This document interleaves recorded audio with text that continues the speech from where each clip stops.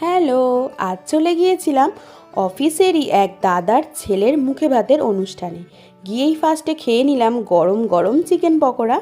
দেন তার কিছুক্ষণ বাদে চলে গিয়েছিলাম মেন কোর্সে। এক ঝলক চলো দেখে নিই কী কী আছে।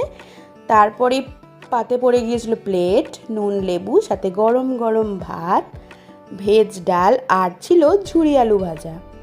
এই ভেজ ডালের সাথে ঝুরি আলু ভাজাটা অলওয়েজই আমার বেস্ট। দেন ছিল কাতলা মাছের কালিয়া। আর দেখো পাতে একদম পছন্দেরই একটা পিস পড়ে গেছিলো, জমিয়ে খেলাম। আর তারপরে কি ছিল বলো তো, শোস্টাপার আজকে হচ্ছে ভেটকি মাছের পাতুরি। আহা, পাতুরিটা যা সেই ছিল, মানে পিসটাও ছিল দারুণ টেস্টি। তারপরে ছিল বাসন্তী পোলাও, সাথে চিকেন কষা। দারুণ একটা ডিনার সারলাম। আর লাস্ট পাতে ছিল চাটনি, পাঁপড়, মিষ্টি সন্দেশ, আইসক্রিমটা আমি স্কিপ করেছি। চলো বাই।